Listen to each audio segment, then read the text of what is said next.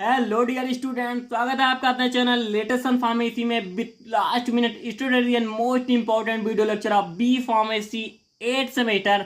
And इसमें आपको मिलने वाला है आपके बी फार्मेसी 8 सेमेस्टर के जो भी आपके सब्जेक्ट्स हैं, चाहे वो कंपलसरी हो या चाहे इलेक्टिव हो, उनके हर एक सब्जेक्ट के कंप्लीट सिलेबस का rapid revision and tutorial series.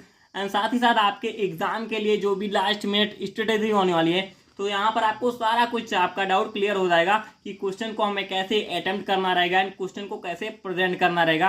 And ये आपकी जो स्टैटिस्टिक्स जो आपका सब्जेक्ट है उसके लिए बहुत ज़्यादा इंपॉर्टेंट है, क्योंकि ये आपके किसी भी प्रीवियस सब्जेक्ट्स से रिलेटेड नहीं है। यहाँ पे सारा कुछ पॉइंट नया है and it is mathematical type of subject. तो ये जो लेक्चर होने वाला है इसके लिए बहुत ज़्यादा इंपॉर्टेंट होने वाला है। एंड जो आपका ये बायोस्टैटिक्स आपका फर्स्ट लेक्चर होने वाला है, इसमें आपको यूनिट फर्स्ट यूनिट फिफ्थ तक का कंप्लीट जो आपका बायो स्टैटिस्टिक्स का सब्जेक्ट है उसका पूरा आपको शॉर्ट एंड रैपिड रिव्यू मिलने वाला है। साथ ही साथ आपकी 2 मार्क्स की जो सॉल्यूशन सीरीज है इस सब्जेक्ट की, वो भी आपको इसी लेक्चर में प्रोवाइड कर दी जाएगी। सो ये लेक्चर आपके लिए बहुत इंपॉर्टेंट है। सो स्टार्ट करते हैं हम अपने क्वेश्चंस एंड क्वेश्चंस को कैसे प्रेजेंट करना है ये भी आपको हम बताते चलेंगे। सो फर्स्ट क्वेश्चन हमारा आता है डिफाइंड बायो स्टैटिस्टिक्स। सबसे इंपॉर्टेंट क्वेश्चन है, क्योंकि इसमें बायो स्टैटिस्टिक्स क्या है, ये आपके जितने भी क्वेश्चन आपको मिलेंगे ये प्रीवियस ईयर क्वेश्चंस एंड बहुत सारी यूनिवर्सिटीज़ के क्वेश्चंस को देखकर आपको प्रोवाइड कराए गए हैं। तो ये इसमें से जो भी क्वेश्चन आपको मिलेगा उसमें डाउटफुल कोई कुछ रहना ही नहीं है, क्योंकि इससे बाहर आपको कोई भी क्वेश्चन आना नहीं है। बस जितना क्वेश्चन आपको ये प्रोवाइड कराया जाएगा एंड जितना भी आपको एक्सप्लेनेशन दिया जाएगा बस उतना आपको देख के जाना है एंड आप फ्रीली आप एग्जाम को अटेम्प्ट कर पाएंगे जो भी आपके क्वेश्चन आएंगे। बेसिकली ये 2 मार्क्स के लिए है, बट ये आपको 7 एंड 10 मार्क्स के पैटर्न पे भी बहुत ही ज़्यादा हेल्प करेगा, क्योंकि उससे रिलेटेड कोई पॉइंट अगर उस पैटर्न पे आता है तो वहाँ पर अब भी आप इसको इंक्लूड कर पाओगे। सो बात करते हैं हम बायो स्टैटिस्टिक्स के बारे में। सो इसको समझने से पहले हम देख लेते हैं कि आखिर हमारा स्टैटिस्टिक्स क्या होता है। मान लीजिए आपको कोई डेटा दिया गया, किसी मैथमेटिकल पोर्शन में आपको डेटा दिया गया। मान लीजिए एक एरिया है कोई यहाँ पे, अब उस एरिया में आपको कहा गया कि यहाँ पे आपने देखा कि यहाँ कुछ हमारे जो पेशेंट हैं वो क्या है, मलेरिया से हैं, मलेरिया फीवर से, कुछ हैं चिकनगुनिया से। तो वो पूरा डेटा आपको एक अच्छे फॉर्म में रिप्रेजेंट करना होगा। मीन्स वहाँ पे आप एनालिसिस करोगे कि हमारे कितने जो हैं पब्लिक में कितने जो हमारे पर्सन हैं वो इस मलेरिया फीवर से हैं, कितने चिकनगुनिया से हैं। तो ये जो भी आप एनालिसिस करोगे, एनालाइज करोगे, उसको एक डेटा के फॉर्म में आप वहाँ पे क्या करोगे, इंटरप्रिटेट करोगे। मीन्स उसको इंस्पेक्ट करोगे, उसकी स्टडी करोगे, उसको एनालाइज करोगे एंड उसी को रिप्रेजेंट कर देना। वो आपका क्या कहलाएगा, वो आपको कहलाएगा स्टैटिस्टिक्स। अब इसी को अगर आप अप्लाई करते हो कहाँ पे, data from living organism. Means कोई अगर आपका डेटा फ्रॉम लिविंग ऑर्गेनिज्म आ रहा है वहाँ पर आप इसी को अप्लाई करो। मीन्स आप यही जो एनालिसिस प्रोसेस है, जो भी डेटा आपको मिला वो आप एनालिसिस प्रोसेस किसी लिविंग ऑर्गेनिज्म पे कर रहे हो, तो वो आपका क्या कहलाएगा, बायो स्टैटिस्टिक्स। मीन्स उस डेटा का कलेक्शन, उसका इंटरप्रिटेशन, उसका एनालिसिस एंड उसका रिप्रेजेंटेशन, ये सारा प्रोसेस आपका बायो स्टैटिस्टिक्स कहलाएगा। एंड क्वेश्चन को रिप्रेजेंट करने की बात यहाँ पर आप देख सकते हो। मीन्स क्वेश्चन को आपको स्टैटिस्टिक्स में जो आपको लिखना रहेगा वो ऐसे लिखना है कि एग्जामिनर को दिखे, जो आपका इवैल्यूएटर हो जो इवैल्यूएट करे क्वेश्चंस को देखे, उसको जो मेन पॉइंट है वो सारा कुछ दिखना चाहिए। आप थ्योरेटिकल लिखोगे क्योंकि ये थोड़ा मैथमेटिकल पोर्शन है, तो मे बी वो थ्योरी अगर ना रीड करे तो आपके जो इंपॉर्टेंट पॉइंट अगर वो दिखे तो वो ऑलरेडी आपको जितने भी आपके 2 आउट ऑफ जो अगर 2 मार्क्स में है तो आपको आसानी से वहाँ पे मिल जाएंगे।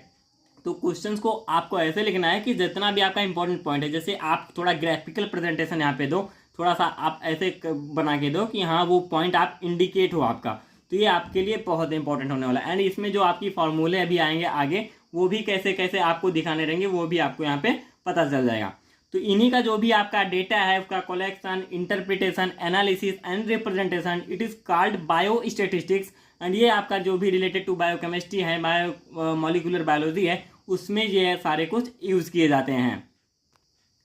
नेक्स्ट क्वेश्चन आपका आता है define frequency distribution with its types. Means हमारी जो फ्रीक्वेंसी डिस्ट्रीब्यूशन है वो क्या है एंड उसके कौन कौन से टाइप्स हैं। तो यहाँ पर अगर हम फ्रीक्वेंसी की बात करें, फ्रीक्वेंसी आपने बहुत बार पढ़ी है क्योंकि आपने फ्रीक्वेंसी बहुत मीन्स अलग अलग पॉइंट पे अलग तरह की आती है। मीन्स फ्रीक्वेंसी किसी चीज़ की आती है, जैसे आपने जो आप रेडिएशन में पढ़ा था कि फ्रीक्वेंसी आपकी ऐसे ऐसे चल रही थी, तो वहाँ अगर इसको थोड़ा देखें तो थोड़ा आप उससे रिलेट कर सकते हो। मीन्स किसी चीज़ की जो रिपीटनेस होती है वही आपकी फ्रिक्वेंसी कहलाती है। लेकिन यहाँ पर आपको क्या बताना है, स्टैटिस्टिक्स के टर्म में बताना है। तो यहाँ पर how many repetitive form of N individual data, मान लीजिए आपको कोई डेटा दिया गया 1 2 3 3 4 4 5 5, फिर यहाँ पर जैसे आप देखें 1 आपका एक बार आया है, 2 आपका एक बार आया है, एंड 3 जो आपका है ये 2 टाइम्स आए हैं। तो ये जो 2 टाइम्स आए हैं ये क्या कहलाएगी, इस रा डेटा की फ्रीक्वेंसी। मीन्स किसी एक इंडिविजुअल रा डेटा की कितनी बार रिपीटनेस हुई है वो उसकी क्या कहलाती है, फ्रीक्वेंसी कहलाती है। बहुत ईजी है, कुछ ज़्यादा यहाँ पे आपको डाउटफुल होने की ज़रूरत नहीं है। ओनली आपको यहाँ पे रिपीटेटिव फॉर्म देखना है किसी भी इंडिविजुअल डेटा का। अगर दिया गया है जैसे यहाँ पर आप देखें 1 2 2 3 1 5 4 3, मीन्स यहाँ पर आप देखेंगे 2 जो आपका आया है वो 3 टाइम्स आया है। तो ये इसका जो रिपीटेटिव फॉर्म है जो 3 टाइम्स आया है ये इसकी क्या कहलाएगी, फ्रीक्वेंसी कहलाएगी। ये आपका फ्रीक्वेंसी कहलाता है। एंड फ्रीक्वेंसी डिस्ट्रीब्यूशन क्या है एंड इसके टाइप्स क्या है। फ्रीक्वेंसी डिस्ट्रीब्यूशन के जो टाइप्स हमारे आते हैं वो discrete frequency distribution and continuous frequency distribution and cumulative frequency distribution. ये आपके तीनों इंपॉर्टेंट है, पूछे जाते हैं। एंड जो आपके कंप्लीट जो unit first, unit second, unit third तक के कुछ पोर्शन है वो इसी से रिलेटेड में। तो आपको discrete, continuous and cumulative frequency जो है ये आपको देखने को मिलेगी ही मिलेगी। तो इसका जो भी थोड़ा डिटेल्ड भी आपको पढ़ लेना है, जिससे आप अगर 7 या 10th मार्क के उस पे आए तो वहाँ पर भी आप इसको अच्छे से लिख सको। ये तीनों के तीनों इंपॉर्टेंट पॉइंट है। यहाँ पे बहुत डिटेल नहीं किया कर सकते क्योंकि शॉर्ट रिव्यू आपको देना है जिससे कि आपके दिमाग में ये सारे पॉइंट रहें। अब इनके बारे में इनके अंदर क्या पॉइंट है उसको आप पढ़ लेना। यहाँ पे मैं बता दे रहा हूँ कि आपको इसको पढ़ते चलना है। तो यहाँ पर जो भी इसमें पॉइंट आएंगे वो आप कंप्लीटली पढ़ भी लो। इसमें जो भी फार्मूला आ रहा है, इसमें जो भी इसके डिटेल्स हैं वो सारा कुछ आप पढ़ लेना। इसके फॉर्मूले बहुत इंपॉर्टेंट है। नेक्स्ट आता है what do you mean by measures of central tendency. यहाँ पर आप देखेंगे सेंट्रल टेंडेंसी एक पॉइंट आ रहा है।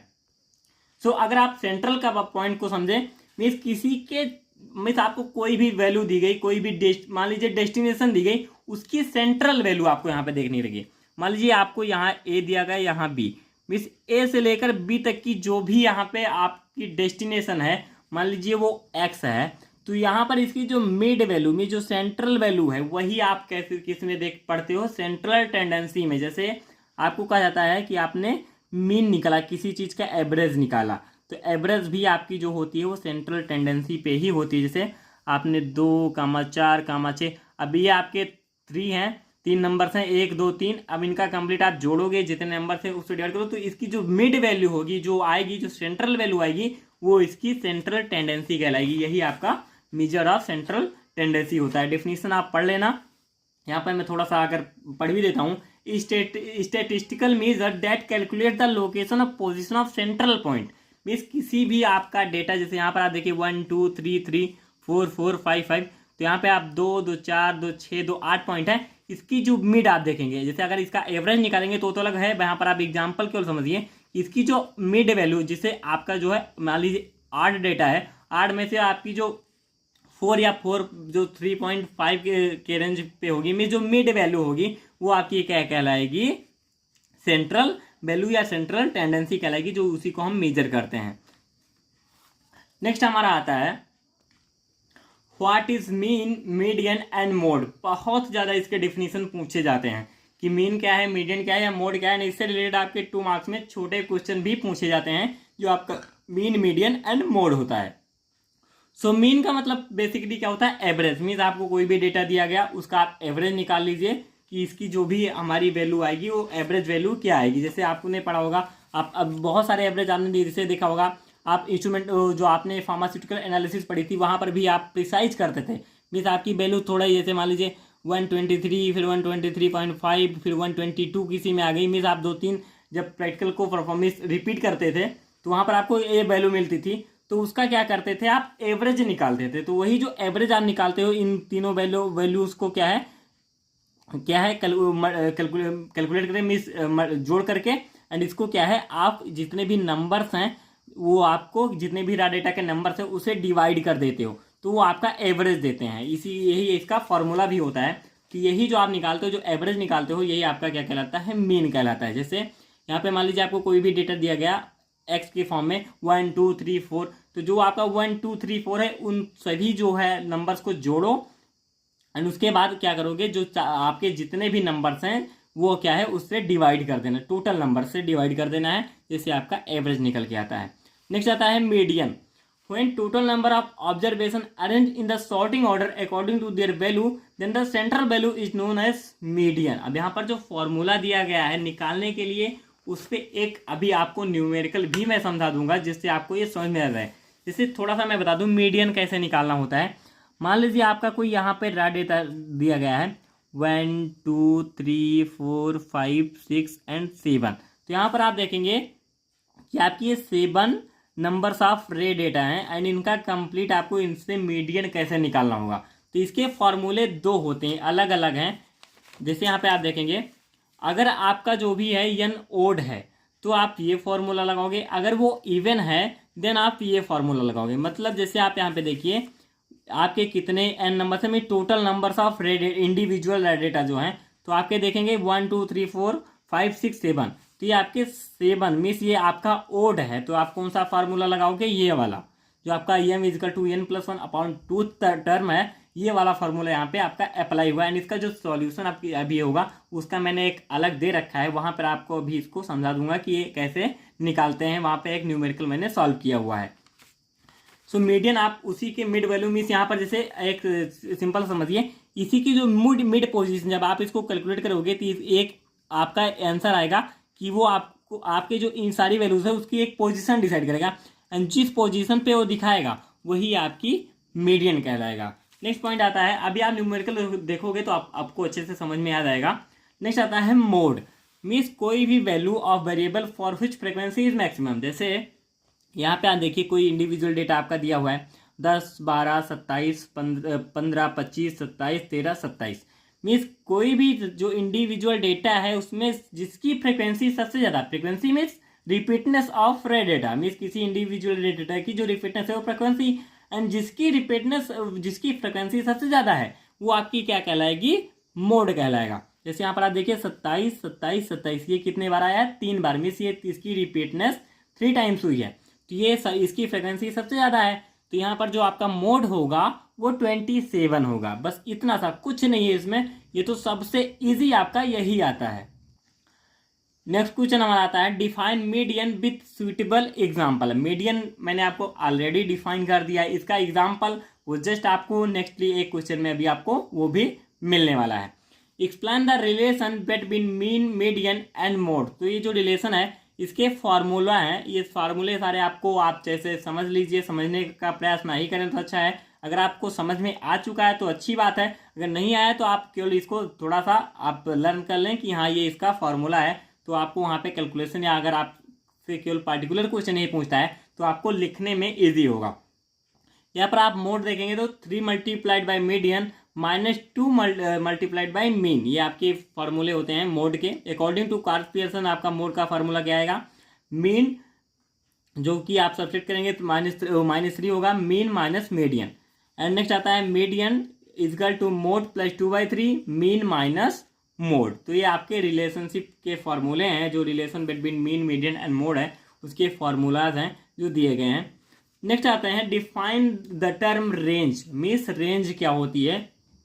तो रेंज को अगर हम सिंपली समझें, किसी चीज़ की जो स्मॉलेस्ट एंड लार्जेस्ट जो वैल्यू होती है वो उसकी रेंज होती है। जैसे यहाँ पर आप देखिए मान लीजिए 2 4 8 एंड 10 एंड 12, तो यहाँ पर जो सबसे स्मॉलेस्ट है एंड जो सबसे लार्जेस्ट है ये क्या करेगी, ये डिसाइड करेगी कि इसकी रेंज कितना है। जैसे यहाँ पे आप क्या करोगे, लार्जेस्ट माइनस स्मॉलेस्ट, मीन्स 12 में से आप क्या है स्मॉलेस्ट को घटा दोगे आपकी 10, तो ये आपकी रेंज आ गई 10। अब इसकी डिफिनीशन क्या है, it is the simplest absolute measure of dispersion which shows the difference between the highest and lowest value. जो आपकी हाईएस्ट एंड लोवेस्ट वैल्यू है किसी भी सीरीज में, उसको क्या है शो कराने के लिए हम क्या करते हैं, उसकी रेंज को कैलकुलेट करते हैं। जैसे आपका फार्मूला आता है बहुत सिंपल सा है, range is equal to largest minus smallest, L means largest and S means smallest value, means जो भी लार्ज वैल्यू होगी उसमें से आप स्मॉल को घटा दोगे तो आपकी क्या आएगी, रेंज वहाँ पे कैलकुलेट हो जाएगी। नेक्स्ट क्वेश्चन आता है आपका what do you mean by standard deviation, give its method of calculation, means इसके कौन कौन से कैलकुलेशन के मेथड्स हैं, एंड स्टैंडर्ड डेविएशन आपका क्या होता है। तो स्टैंडर्ड डेविएशन की अगर बेसिक आप डेफिनेशन देखें तो जो square root of arithmetic mean होता है, जो अर्थमेटिक मीन आपका उसका स्क्वायर रूट आपका कहलाता है, स्टैंडर्ड डेविएशन कहलाता है।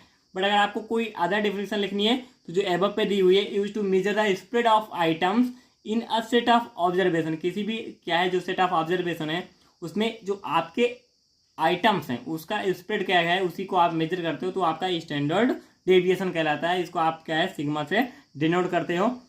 एंड इसका जो square root of arithmetic mean है, सबसे सिंपल डिफिनीशन यही आपकी आती है। जैसे आपने आप जो अर्थमेटिक मीन या मीन निकालते थे उसमें आप क्या करते थे सिग्मा एक्स अपॉन एन, तो वहाँ पर अगर फ्रिक्वेंसी दी है तो सिग्मा एफ, अगर फ्रिक्वेंसी नहीं दी है तो सिग्मा एक्स कर दोगे आप अपॉन एन, एंड उसी का आप स्क्वायर कर दीजिए जो आपका है, एंड उसी का रूट कर दीजिए square root of arithmetic mean, that is your standard deviation. अब इसके जो आपके मेथड ऑफ कैलकुलेशन है, फर्स्ट आता है एक्चुअल मीन मेथड, एंड इसका फॉर्मूला आपका है sigma is equal to under root sigma F X square, अगर आपकी फ्रिक्वेंसी दी है तो अपॉन एन कर देंगे, और sigma X minus X bar का square upon N. X minus X bar जो आपके आते हैं capital X minus capital X bar, उसका आप स्मॉल एक्स स्क्वायर कर देते हो, तो आप इस फॉर्म में भी लिख सकते हो या इस फॉर्म में भी लिख सकते हो। अगर आप एज्यूम्ड मीन लेते हो, मान लीजिए जैसे एक्चुअल मीन मेथड में आप क्या करोगे मीन निकालते हो, यहाँ पर एज्यूम्ड मीन में मीन्स किसी भी एक जो भी आपका डेटा दिया रहेगा उसी में से किसी एक को आप एज्यूम कर लोगे, मान लोगे, तो वहाँ पर क्या आपका फार्मूला लगेगा sigma is equal to under root F D X square upon N minus F D X का अपॉन एन का होल स्क्वायर, ये आपका फार्मूला लगेगा। एंड डी इजकल टू आता है एक्स माइनस ए, मीन्स जो आपका एक्स जो रे डेटा है, एंड जो एज्यूम्ड मीन है जो डी आपका निकलेगा वो एक्स माइनस ए से निकलता है। और नेक्स्ट आता है आपका स्टेप डेविएशन मेथड। यहाँ पर आपकी अगर डिस्क्रीट सीरीज है तो डिस्क्रीट सीरीज क्या है, इंडिविजुअल सीरीज क्या है, कंटिन्यूअस सीरीज क्या है, इसके लिए जो आपके लेक्चर अपलोड किए गए हैं, अगर आपने उसको देखे होंगे तो आपको कुछ भी इसमें डाउट नहीं होगा। अगर आप नहीं देखे हैं तो आप जाके देख सकते हैं, वो चैनल पे ऑलरेडी अपलोडेड है। तो यहाँ पर आप देखिए फार्मूला इसका under root F D X square upon sigma F minus sigma F D upon sigma F का होल स्क्वायर इंटू आई। तो ये आपका क्या आता है स्टेप डेविएशन मेथड है, जिससे आप क्या कर सकते हैं स्टैंडर्ड डेविएशन कैलकुलेट करते हो। नेक्स्ट आता है find out median for following data. जो आपका मीडियन एक क्वेश्चन था, शायद I think 5th number question था, वहाँ पर आपको मीडियन को डिफाइन करना था, एंड उसका एक एग्जाम्पल, तो ये आपका एग्जाम्पल यहाँ पे दिया गया, एंड मीडियन को हमने ऑलरेडी डिफाइन कर दिया है। मीन्स किसी भी उसमें जो आपकी मिड वैल्यू आती है वही आपकी मीडियन कहलाती है। Find out median for the following data. अब यहाँ पर आप डेटा देख रहे हैं। अब डेटा को यहाँ पे अगर इसका स्टेप देखें कि कैसे कैलकुलेट करते हैं मीडियन को, तो पहले आप इसको असेंडिंग या डिसेंडिंग ऑर्डर में आप इसको कीजिए। जैसे आपके यहाँ मिक्स में है 2 4 फिर 7 फिर 1 आ गया है यहाँ पे, तो इसको आप असेंडिंग या डिसेंडिंग ऑर्डर में कर दीजिए। जैसे यहाँ पे आपका ये अरेंज है डेटा 1 2 3 4 4 5 5 6 7 9, तो ये आपका अरेंज है। अब यहाँ पर आप क्या करोगे, देखोगे कि हमारा पूरा डेटा कितने, टोटल नंबर ऑफ डेटा कितना है, तो 1 2 3 4 5 6 7 8 9 10 11, means total number of data है 11। अब क्या करोगे, आपका जो 11 है मतलब ये ओड है, तो आपका फॉर्मूला कौन से लगेगा, फर्स्ट वाला m is equal to n plus 1 upon 2 term. अब यहाँ पे आपका n कितना है 11 है plus 1 and upon 2, 11 is equal to 11 plus 1 and upon 2 करोगे, आपका क्या 12/2 हो जाएगा, आएगा 6th पोजीशन में। 6th पोजीशन पे जो आपका है वो आपका मीडियन है। यहाँ पर आप देखिए काउंट कीजिए 1 2 3 4 5 6, 6 पोजीशन पे क्या आ रहा है 4 आ रहा है, तो ये आपका क्या है, ये आपका मीडियन है। ऐसे आपको क्या है कैलकुलेट करना होता है मीडियन। बहुत ईजी है, कुछ नहीं है, मैंने बताया था कि आप तुरंत समझ जाओगे कि मीडियन हम कैसे कैलकुलेट करेंगे। बस यहाँ पे आपको ये याद रखना है कि इसको विदाउट असेंडिंग या डिसेंडिंग ऑर्डर में किए आपको कैलकुलेट नहीं करना है, क्योंकि आप निकाल तो उससे भी लोगे लेकिन आपकी जो पोजीशन है वो जब चेंज हो जाएगी तो आपका वो जो आंसर होगा वो रॉन्ग हो जाएगा। पहले आप इसको असेंडिंग या डिसेंडिंग ऑर्डर में कर लेना है आपको, फिर इसको कैलकुलेट करना है फॉर्मूले पे, फिर आफ्टर दैट इसको अप्लाई करना है। अब आते हैं हम अपने नेक्स्ट क्वेश्चन पे। सो नेक्स्ट क्वेश्चन हमारा है what is correlation and mention its types. Correlation हमारा क्या है, इसके टाइप्स क्या क्या है।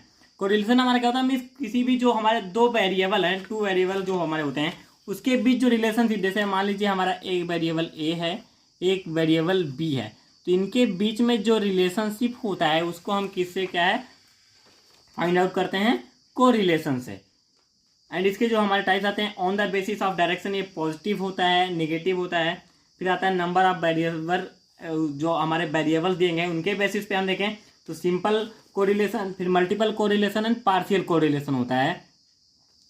नेक्स्ट हमारा आता है based on ratio of change direction, जो हमारी डायरेक्शन होती है उसमें आपका लाइनियर कोरिलेशन होता है एंड नॉन लाइनियर कोरिलेशन यहाँ पे होता है। तो ये ईजी है। Miss relationship between two variables जो भी है वो क्या आपका कहलाएगा, कोरिलेशन। किसी दो वेरिएबल के बीच में जो रिलेशन होता है उसी को हम कोरिलेशन कहते हैं। नेक्स्ट आता है mention the properties of Karl Pearson coefficient. Karl Pearson coefficient हमारा क्या होता है, इसके प्रॉपर्टीज क्या क्या हैं। सो यहाँ पर जो अभी आपने कोरिलेशन पढ़ा, जो हमारा कोरिलेशन होता है, जो कि हम क्या है किसी टू वेरिएबल में क्या रिलेशनशिप है उसको हम क्या है कोरिलेशन से आइडेंटिफाई करते हैं। तो यहाँ पर जो कार्ल पियर्सन थे उन्होंने क्या दिया, एक मैथमेटिकल मॉडल दिया किसके लिए, जो हमारा लाइनियर रिलेशनशिप होता है। जैसे यहाँ पे देखिए based on ratio of change in direction, उसमें जो लाइनियर रिलेशनशिप होता है उसके लिए इन्होंने क्या है एक मैथमेटिकल मॉडल दिया। सो जो ये आप इनका जो फॉर्मूला है उसका यूज करते हुए जो भी आप निकालोगे कैलकुलेशन करते हुए, calculate the magnitude of linear relationship, उसी के लिए जो इन्होंने एक मैथमेटिकल मॉडल दिया उसी को हम क्या कहते हैं, कार्ल पियर्सन कोफिशिएंट। एंड उसका हम यूज कहाँ करते हैं, calculate the magnitude of linear relationship. Next आता है इसके प्रॉपर्टीज हमारी क्या क्या है।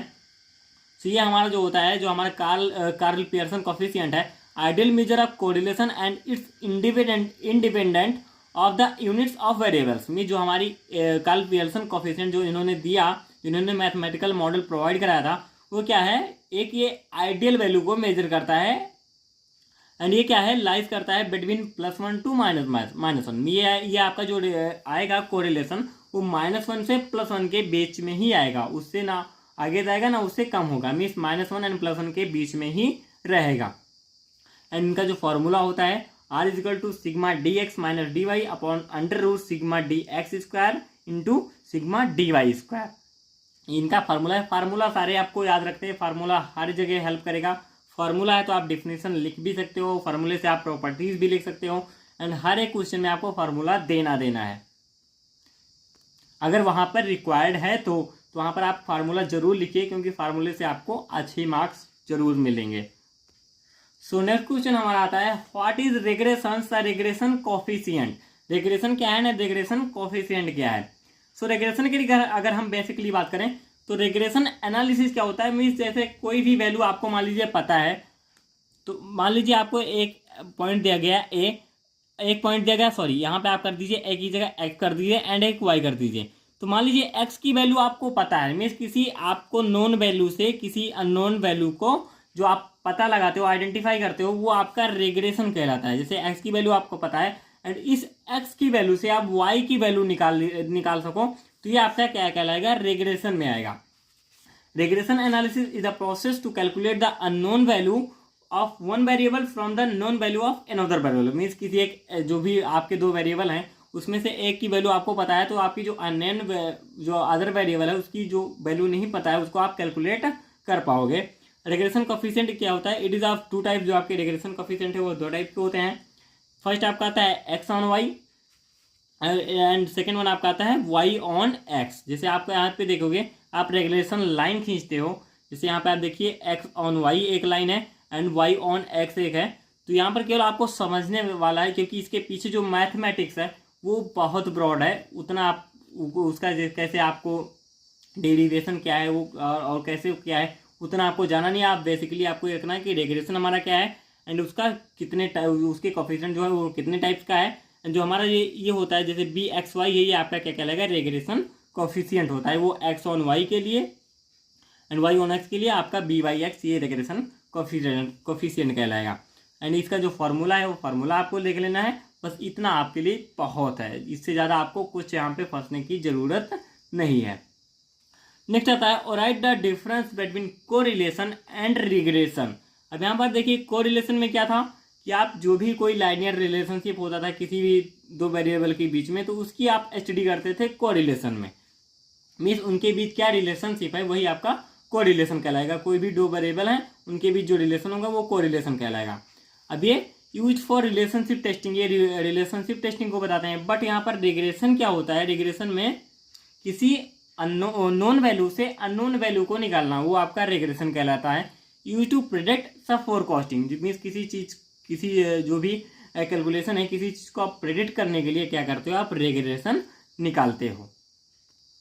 जैसे फॉर एग्जांपल अगर हम देखें, मीन्स प्रेडिक्ट करना क्या आएगा यहाँ पे रिग्रेशन। जैसे आपको कोई एक वैल्यू पता चल गई कि हाँ हमारे अगर मान लीजिए आसमान में इतने बादल आएंगे तो बारिश होने की संभावना इतनी है। मीन्स आपको अगर ये पता चल जाए कि बादल इतने ही, आपके अगर टेम्परेचर इतना होगा तो बारिश होने की संभावना है, तो उससे आप क्या कर पाओगे कि अगर इतना पहुंचा तो हाँ हमारी बारिश होगी, अगर इतना नहीं पहुंचा तो बारिश नहीं होगी। तो ये मीन्स एक नॉन वैल्यू से अननोन वैल्यू जो थी उसको आप क्या है कैलकुलेट कर रहे हो, तो वही आपकी रिग्रेशन कहलाएगी। सो आता है हमारा next question, and it is define probability. आखिर प्रोबेबिलिटी क्या होती है, इंपॉर्टेंट क्वेश्चन है and it is your self assessment question. आप इसको कमेंट बॉक्स में हमको भेजिए कि आखिर प्रोबेबिलिटी मीन्स क्या होता है, संभावना। जैसे हम अगर देखें कि आपको आपके किसी भी मान लीजिए किसी पर्टिकुलर डेस्टिनेशन पे पहुंचना है, तो आपको मान लीजिए एक पर्टिकुलर टाइम दिया गया कि हाँ आपको इतने टाइम तक पहुंचना है वहाँ पे, तो आप कितने समय में पहुंचने की आपकी संभावना है वहाँ पे। जैसे मान लीजिए ट्रेन चल रही है तो आप एक डेस्टिनेशन से दूसरे डेस्टिनेशन पे उसको पहुंचना है, तो उस पर प्रेडिक्ट किया जाता है कि हाँ हमारी जो ट्रेन है इतने आवर में वहाँ तक पहुँच जाएगी। तो वही आपकी इतने आवर में वहाँ पे उसकी पहुँचने की क्या कहलाएगी, प्रोबेबिलिटी है, संभावना है। तो इतना मैं बता दिया। अब इसको आप कैसे डिफाइन करोगे वो आप अपने पॉइंट ऑफ व्यू को आप कमेंट बॉक्स में भेजिए, and we will reply for your all, we will give you likes for your all comments. So हम देखेंगे कि आप कितने अवेयर हो एंड कितना आप हमारे लिए ये कमेंट आप रिक्वायर्ड है कि आप भेजो कि प्रोबेबिलिटी आखिर क्या होती है। अपना एक सिंपल सी डेफिनेशन आपको केवल भेजनी रहेगी। नेक्स्ट आता है डिफाइन प्रोबेबिलिटी, सब bring out the importance of probability. Probability क्या है ये तो आप खुद डिफाइन कर ही लोगे क्योंकि आपको कमेंट बॉक्स में भेजना है। अब हम आते हैं इसके इंपॉर्टेंस पे। It place a great role in making prediction, means किसी चीज़ को आप प्रेडिक्ट करते हो, किसी चीज़ को आप संभावना व्यक्त करते हो। जैसे आज बारिश होने की इतनी परसेंटेज संभावना है, तो वही आपके क्या करती है, जो प्रोबेबिलिटी होती है वो हमारी क्या करती है, प्रेडिक्शन करने में हमारी हेल्प करती है। एंड ये हमारी क्या है, साइंटिफिक जो इन्वेस्टिगेशन है उसमें भी हमारी हेल्प करती है, एंड डे टू डे जो हमारी प्रॉब्लम होती है उसको भी हेल्प करने में प्रोबेबिलिटी बहुत अच्छा रोल प्ले करती है। Extensively useful in business economics, business and economics में भी ये बहुत ज़्यादा इंपॉर्टेंट है। Help to desire is possible outcomes in advance, means जितने भी आपके आउटकम्स हैं, जैसे कोई भी आप पता है कि हाँ हम अगर ये इन्वेस्ट करेंगे तो इसमें इतने हमको रिटर्न मिलने की संभावना है। जैसे आप शेयर मार्केट को देखें तो आप कुछ सोच के चलते हो, ऑलरेडी उसमें एनालिसिस करोगे, उसके बाद प्रेडिक्ट करोगे कि हम इसमें डालेंगे तो हमारी जो रिटर्न आएगा वो इतना आप आने की संभावना है। तो उसी को डिस्क्राइब करने के लिए हम क्या करते हैं, क्या है, प्रोबेबिलिटी को कैलकुलेट करते हैं। तो ये उसमें भी हेल्प करती है उस चीज़ को डिस्क्राइब करने के लिए कि हमारे आउटकम, पॉसिबल आउटकम्स कितने हैं। नेक्स्ट आता है what do you understand by random experiment. So random experiment simply अगर आप इसको देखें, मीन्स रैंडम मीन्स किसी एक, मान लीजिए भीड़ भाड़ वाली चीज़ है, वहाँ पे से किसी एक रैंडम चीज़ को आपने ले लिया। जैसे अगर इसको हम आप समझिए इसको डिफाइन कैसे करेंगे, जो हमारा रैंडम एक्सपेरिमेंट है केवल आप समझ लीजिए, आप ऑलरेडी इसको तुरंत डिफाइन कर दोगे। मान लीजिए कोई आप एक्सपेरिमेंट कर रहे हो, सिंपल सा यहाँ पर आप देखिए, किसी चीज़ के लिए आप क्या कर रहे हो, यहाँ पे आप एक्सपेरिमेंट परफॉर्म कर रहे हो, एंड आपको दे दिया जाए कि हाँ इसकी वैल्यूज़ आपकी जो वेरी करेगी, मीन्स आपको दे दिया जाए 2-4 वैल्यू दे दिए जाए कि हाँ 150 आ सकता है, 155 आ सकता है, या मान लीजिए 160 आ सकता है। तो कोई ज़रूरी नहीं कि जो आपकी वैल्यू आए वो हर बार सेम आए। किसी बार मान लीजिए आपकी 150 के रेंज में आ गई, किसी बार 155 के रेंज में आ जाएगी, एंड किसी बार 160 के रेंज में आएगी। बट यहाँ पर एक कंडीशन होनी चाहिए कि जो आपकी वहाँ पे जो रिक्वायरमेंट कंडीशंस हैं वो उतनी ही होनी चाहिए, वहाँ पे कोई भी चेंज नहीं होना चाहिए। जैसे मान लीजिए आप ले में कर रहे हो तो उसका जो रूम टेम्परेचर है वो वही होना चाहिए जब आप पहला आपने परफॉर्म किया एंड सेकेंड आप परफॉर्म करो तब।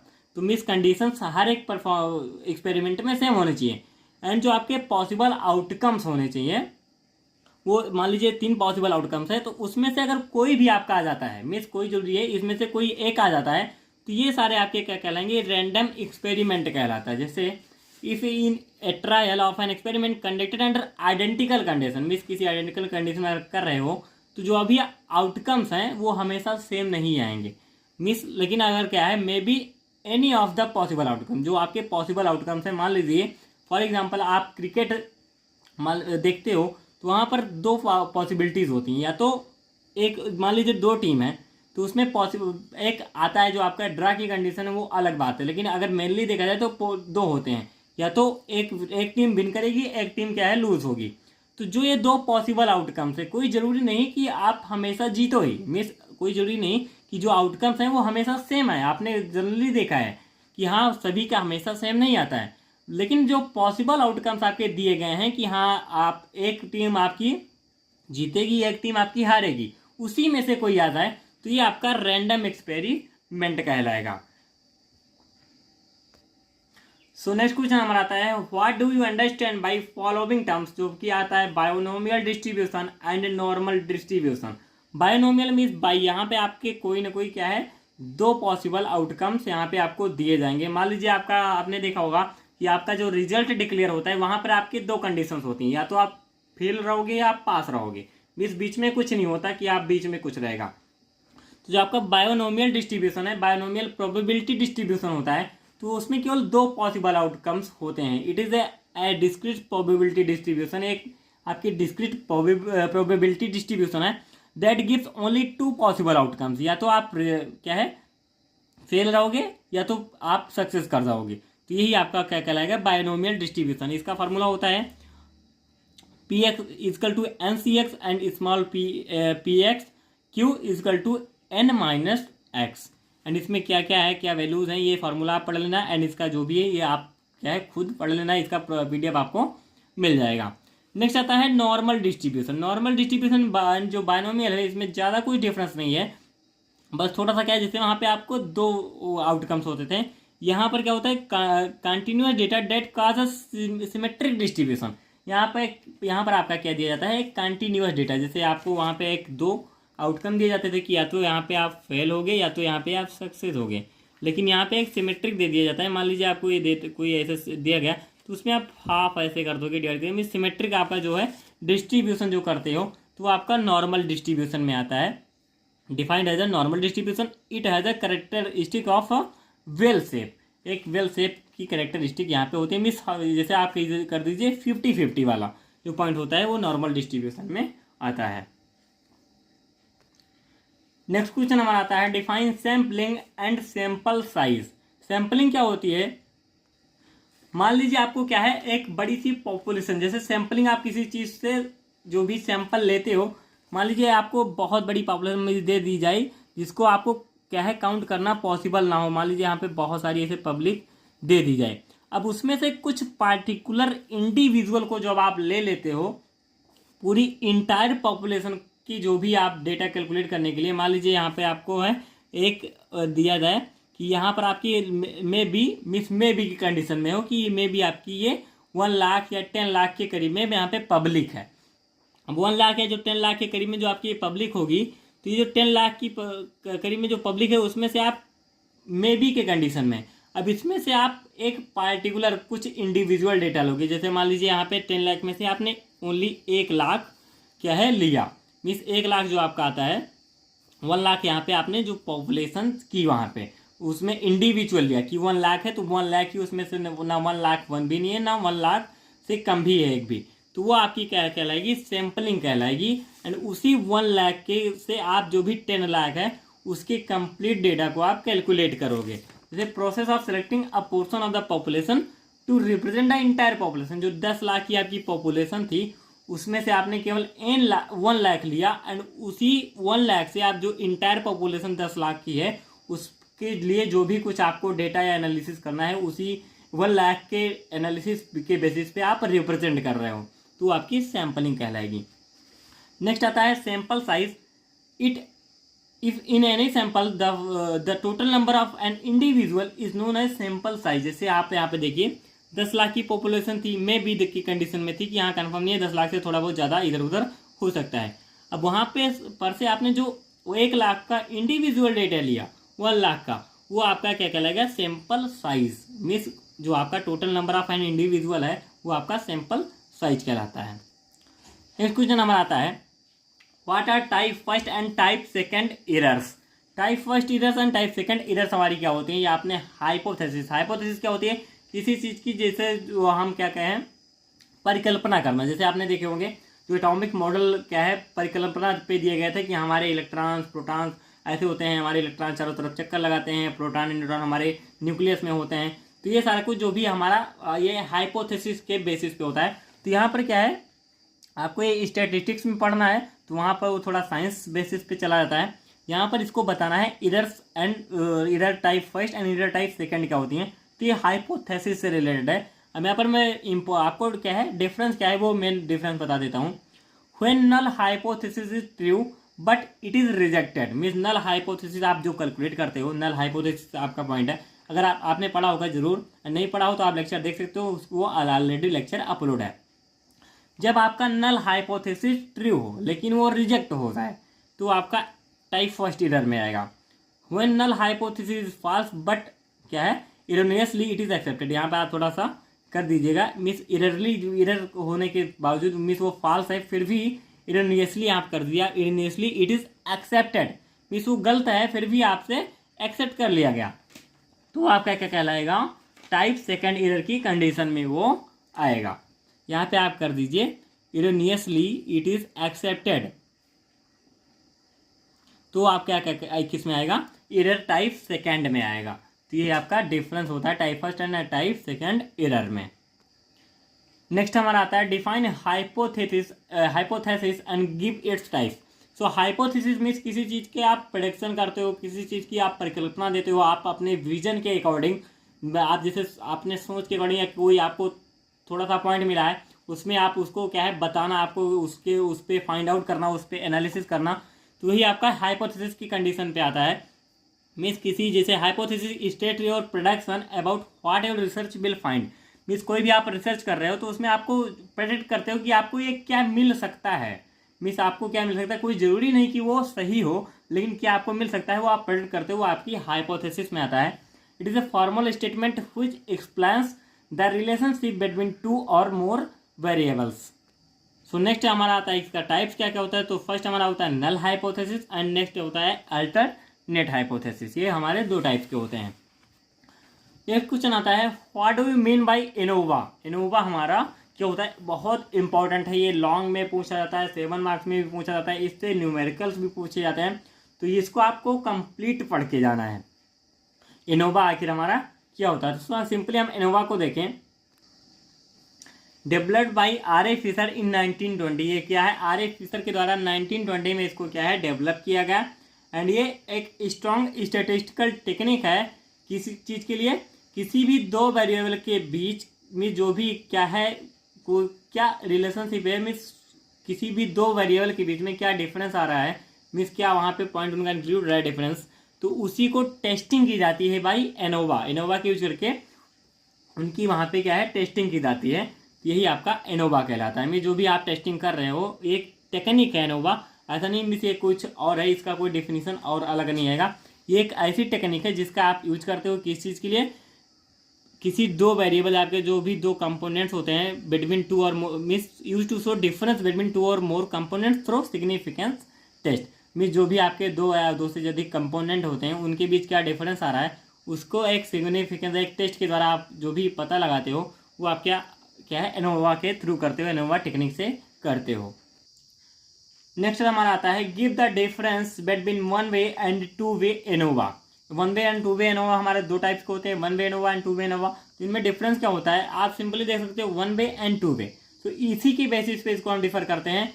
वन इंडिपेंडेंट वेरिएबल, अगर वन वे आता है तो हमारा वन इंडिपेंडेंट वेरिएबल होता है, अगर टू वे आता है तो वहाँ पर हमारे टू इंडिपेंडेंट वेरिएबल होते हैं। नेक्स्ट आता है define Wilcoxon rank sum test. Wilcoxon rank sum test क्या है, it is non parametric testing in which we compare two sample means are equal और नॉट।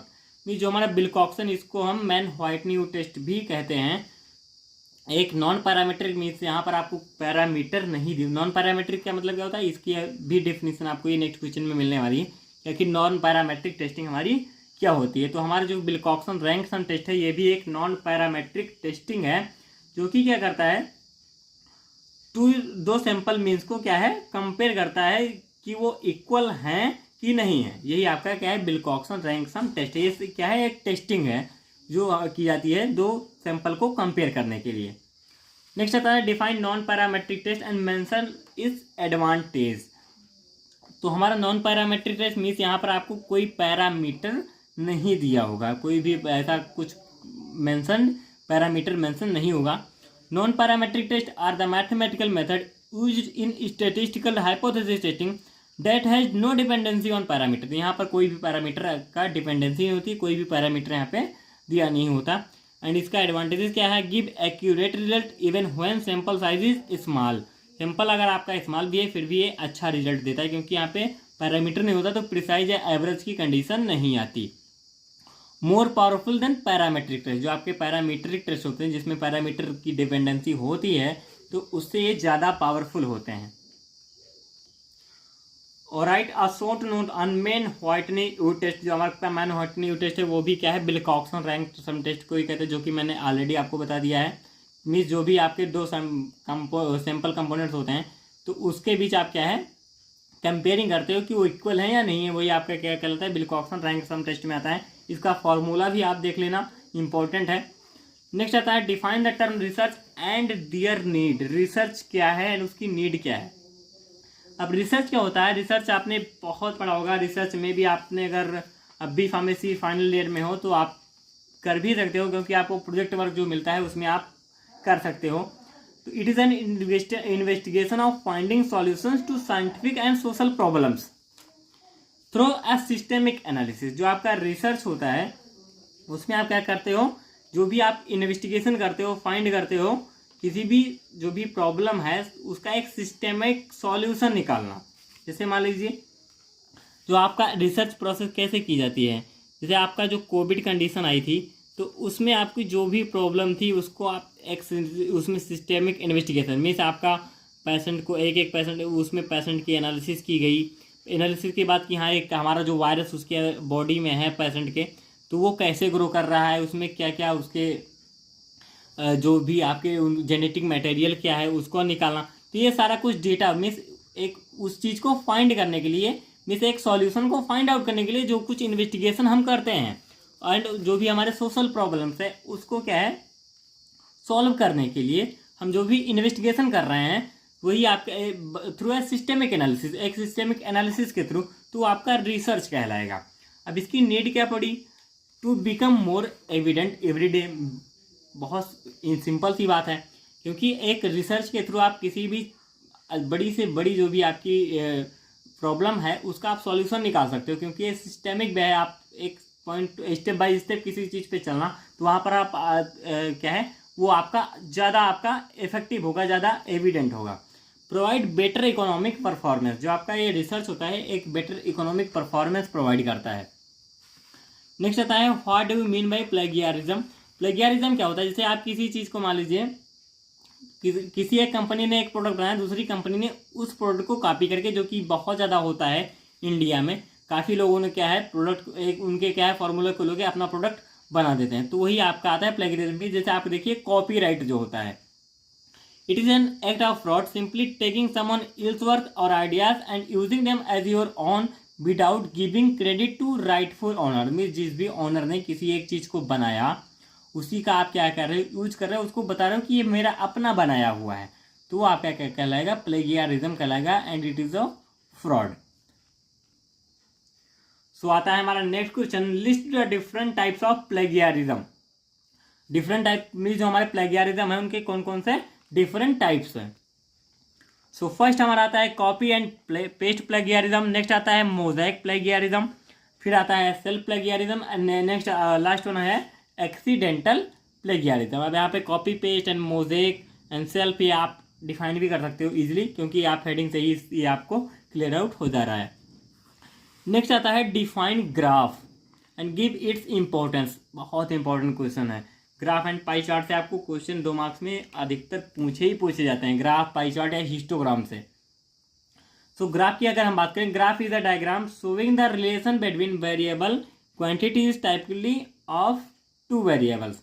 ये जो ग्राफ होता है एक डायग्राम होता है जो कि क्या है, दो वेरिएबल्स या क्वांटिटी के बीच में क्या करता है, रिलेशनशिप को शो कराता है, जो हमारा ग्राफ होता है। मीन्स किसी भी डेटा को एक स्ट्रक्चरल फॉर्म में क्या है, प्रेजेंट करना, जिसको हम विजुअलाइज करके पता कर सकें। मीन्स उसको हमें कोई कैलकुलेशन न करनी पड़े, हमने देखा, हमको पता चल गया, हमने स्ट्रक्चर देखा और हमको पता चल जाए कि हाँ ये इतना है, इसमें इतनी क्वांटिटी है, इतना हमारा है, तो आपका क्या है, ग्राफ कहलाएगा। इसका इंपॉर्टेंस क्या है, most oftenly use to visualize the data. Means data को विजुअलाइजेशन के तौर पर प्रेजेंट करने के लिए, उसको देखने के लिए, तो ये हमारा होता है, इसमें हमारा ग्राफ बहुत ही इंपॉर्टेंट होता है। Easy to study and represent data, बहुत सिंपल सी पॉइंट है, क्योंकि इजी होता है, किसी चीज़ को हम देख के आसानी से बता सकें, तो सबसे इजी पॉइंट हमारा वही होता है। How will you draw a pie chart and step. So यहाँ पे आप पाई चार्ट कैसे बनाओगे, उसके कौन कौन से स्टेप्स हैं। पाई चार्ट हमारे जैसे क्या होते हैं, इसको हम थोड़ा बता दें। पाई चार्ट इंपॉर्टेंट पॉइंट है एंड मे बी शायद प्रीवियस ईयर में भी पूछा गया था ये। तो पाई चार्ट जैसे आप देखिए, यहाँ पे आप देखें ऐसे राउंड है, यहाँ पे आप 360 का राउंड बनाओगे। सो यहाँ पे आप जो भी पाई चार्ट बनाओगे उसके लिए जो भी स्टेप्स कैसे कैसे होते हैं। Convert data to percentage. मान लीजिए कोई आपको डेटा दिया गया है न्यूमेरिक फॉर्म में, तो उसको आप परसेंटेज फॉर्म में करोगे, फिर उसको क्या है, उसका एंगल निकालोगे हर एक पाई के सेगमेंट के लिए। मान लीजिए आपको दिया गया, कोई डाटा दिया गया 125, 150, 160। अब इसका क्या है, आप एंगल क्या है निकालोगे हर एक का। फॉर एग्जांपल जैसे इसका एंगल आया 60 डिग्री, फिर इसका आया 80 डिग्री, फिर इसका आया 85 डिग्री।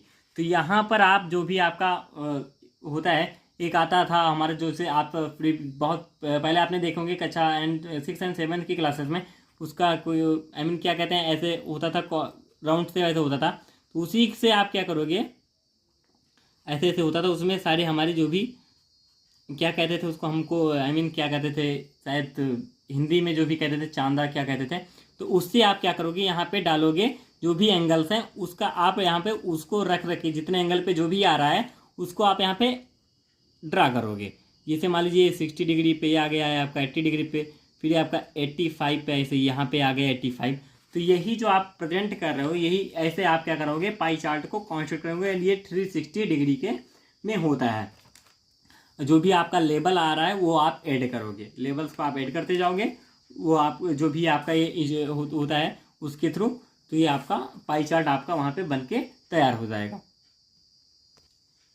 नेक्स्ट क्वेश्चन आपका आता है, how will you construct a histogram. आप हिस्टोग्राम को कैसे ड्रा करोगे।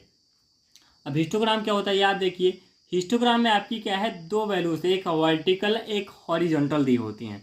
जैसे यहाँ पे आपकी वर्टिकल फ्रिक्वेंसी एंड प्राइस दी गई है, तो वहाँ पे जो भी है, place frequencies and price on the vertical और हॉरिजॉन्टल एक्सिस रेस्पेक्टिवली। मीन्स आप दोनों को क्या है, वैल्यूज को रखोगे। Place values on each interval. Means जो भी, जैसे आप यहाँ से देखिए 0 से 1 तक, फिर 1 से 2 तक, ये आपका क्या है, इंटरवल है।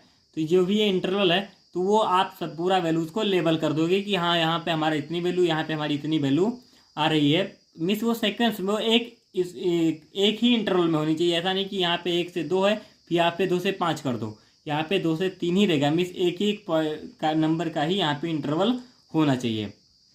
Place values on each interval draw the bar extending from lower value.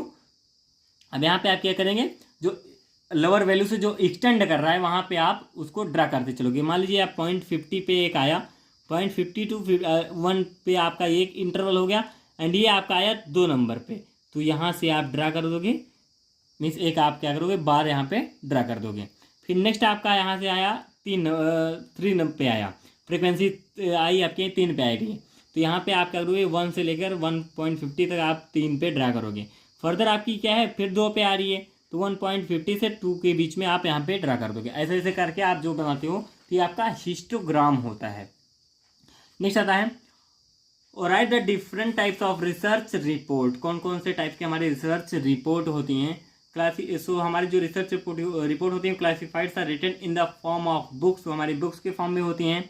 The commissioned research report होती हैं, प्रोफेशनल जर्नल्स होते हैं, ओरल प्रेजेंटेशन बिफोर ऑडियंस होती हैं, and report prepared for mass media. तो ये सारा कुछ इसके अंदर क्या है आप रीड कर लेना, बट यहाँ पर आपको बेसिकली केवल देना है कि रिसर्च रिपोर्ट के हमारे टाइप्स क्या हैं। तो ये इतना पॉइंट आपके लिए सफिशियंट है। नेक्स्ट क्वेश्चन हमारा आता है, what is clinical research design. Clinical research design हमारी आखिर क्या होती है। तो यहाँ पर जैसे मैंने आपको बताया था, रिसर्च डिज़ाइन में रिसर्च डिज़ाइन क्या होती है, एक प्लानिंग स्ट्रेटेजी होती है। जैसे वहाँ पे आप क्या करते हो, इन्वेस्टिगेट करते हो किसी भी रिसर्च में, क्या है, सॉल्यूशन को फाइंड आउट करने के लिए, किसी भी प्रॉब्लम के लिए, थ्रू ए सिस्टेमिक एनालिसिस। तो यही आपकी रिसर्च प्रोसेस होती है। अब यहाँ पे क्लिनिकल रिसर्च डिज़ाइन क्या होती है, मीन्स कोई भी जो आपकी स्ट्रेटेजी है, जो आपने सिस्टेमिक एनालिसिस के थ्रू जो भी कुछ आपने प्रोसेस को क्या है एस्टिमेट किया, उसका एक आउटलाइन आप ड्रा करोगे, उसका मीन्स स्टेप बाय स्टेप एक आउटलाइन ड्रा करोगे कि हम इसको ऐसे करेंगे। अब वही आप क्या करोगे, जब क्लिनिकल जो भी आप ट्रायल्स होंगे उसमें करोगे, या क्लिनिकल कुछ है उसमें आप एनालिसिस करने के लिए इन्वेस्टिगेट करोगे, कोई प्लानिंग स्ट्रेटेजी बनाओगे, तो आपकी क्लिनिकल रिसर्च डिज़ाइन कहलाएगी। जैसे clinical research design mainly aim to design the study which would be able to drive a valid scientific conclusion. में जो भी आप साइंटिफिक कंक्लूजन या साइंटिफिक सॉल्यूशन आप निकाल रहे हो, यूजिंग अप्रोप्रिएट स्टेटिस्टिकल मेथड। एक अप्रोप्रिएट स्टेटिस्टिकल में जैसे आप वहाँ पे क्या कर रहे थे कि एक सिस्टेमिक एनालिसिस के थ्रू, तो यहाँ पर एक अप्रोप्रिएट मेथड आप वहाँ पे फाइंड आउट करोगे। नेक्स्ट होता है, what do you mean by factorial design. Factorial design हमारा क्या होता है, फैक्टोरियल डिज़ाइन बेसिकली हमारा एक एक्सपेरिमेंटल डिज़ाइन होता है, whose design consist of 2 or more factors each with different possible levels, values or levels. यहाँ पे क्या होता है, जो आपका फैक्टोरियल डिज़ाइन या जिसको हम क्या कहते हैं एक्सपेरिमेंटल डिज़ाइन भी कहते हैं, जो कि 2 या 2 से अधिक फैक्टर पे डिपेंड होता है। एंड इसमें हम क्या करते हैं, जो भी हमारे लेवल्स होते हैं या जो भी जितने भी फैक्टर पे जो डिपेंड होता है, वो उसके अकॉर्डिंगली हम जो भी पॉसिबल वैल्यूज़ हैं, जो लेवल्स हैं, उसके हिसाब से हम क्या है एक्सपेरिमेंट को डिज़ाइन करते हैं। How will you define 2 to the power 2 factorial. आपके 2 टाइप्स के होते हैं जो फैक्टोरियल होती है। 2 टू द पावर 2 मीन्स 2 का square, and 2 to the power 3 means 2 का क्यूब होता है।